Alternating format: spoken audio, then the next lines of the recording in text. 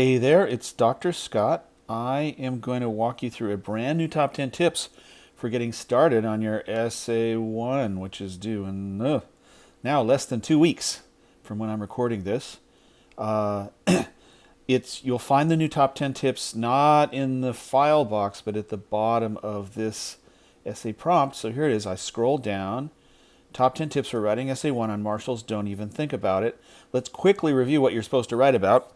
Using any one, here's the prompt, using any one of your 4 Friday tests as a rough draft, expand your essay to include the usual MLA, heading, page numbers, title, subtitle, brief but brilliant intro, and expanded thesis. But here's the really important part. Your goal is to present an in-depth exploration and explanation of one key concept from Marshall's book, using both extensive quotes and examples from the book itself, especially those which focus on climate change, plus your own additional research and creative examples.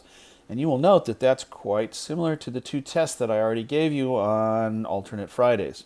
So here's the actual top 10 tips for writing Essay 1. It's an expanded version of the above. First thing you need to do is pick a concept from Marshall's book which you found especially fascinating or powerful. It does not matter which one you pick, just pick one. You've already got 3 or 4 or 5 from the first 2 weeks. You'll have another couple set for week 3. There is no reason, unless you want to wait until week 4, because any of the concepts can be the basis of a fantastic paper. And you already have 2 tests under your belt, so you could look at what you did there. The next thing you need to do is do some in-depth research on your focus concept. And that's what I mean by that. We'll cover in another screencast. But I mean, get out there on the internet and look around. Libraries are fine with me, the old-fashioned kind with books and papers and librarians. But as you know, most of you do your research online these days, and so do I. You can also brainstorm your own personal, social, school, career, or media experiences as examples as well. So this is where you go outside the book to look for additional information, because why is the test worth 20 points and this is worth hundreds of points? The reason is there's going to be much, much more information packed inside it, including much more out of the book research, which isn't required for a test at all.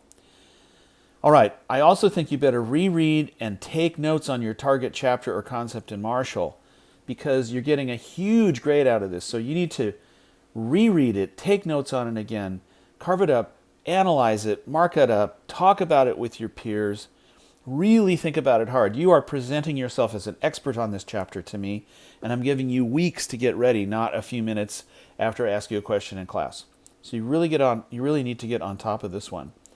Number 4, you need to brainstorm counter arguments and insert naysayers to balance out whatever your arguments are and Marshall's. So if you're agreeing with Marshall, then you need to add naysayers which disagree with him. By naysayers, I mean who would disagree with you, who would disagree with Marshall. Of course, if you're disagreeing with Marshall as part of your discussion of his concept, then he is one of your naysayers, but he's not the only one.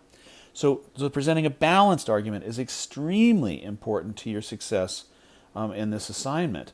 And again, you have much more time to find counter evidence than you do in a testing situation. Okay, so once you've gathered all the quotes from the chapter about the concept and any other chapters that are relevant, and once you've done additional research and once you've done additional brainstorming, then you could kind of mash that all together in a big salad bowl and see if you can come up with a draft thesis paragraph. Not a thesis sentence, it's going to be too short for these big papers, but a whole little paragraph, again, very much like the first part of the first paragraph of any test that you write for me. You're laying out your whole argument in mini nutshell, overview, preview, roadmap, list of main conclusions form. And I don't care which one of these many descriptors you use, as long as I can tell exactly what you're going to be writing about and in what order and how you're going to prove what you want to prove.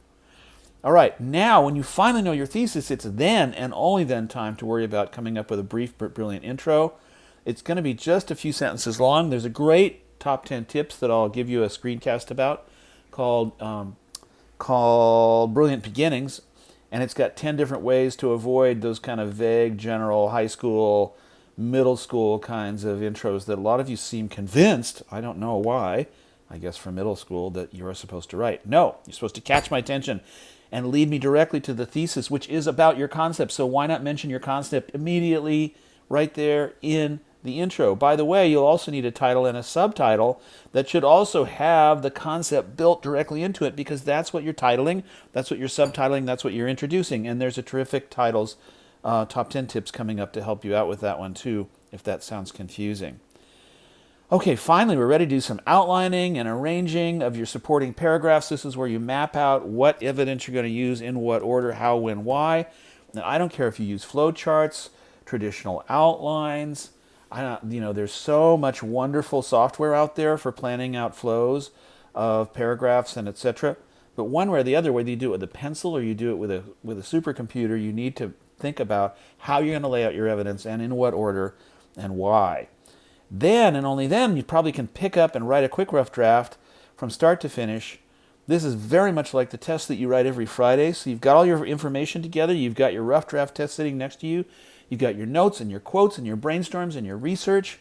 You have an outline. You are now ready to write from start to finish your paper, just to see if you can get it done, because that gives you a full rough draft to work with. And at the very end, you can add one more final conclusion paragraph in which you restate, restate, not state for the first time, all of your main conclusions, tied all together beautifully, which is what you did on page 1 also, but you're doing it again, and then you can add a little twist or surprise. If you don't know how to do that, there's a wonderful top 10 tips called Extraordinary Endings that can help you out.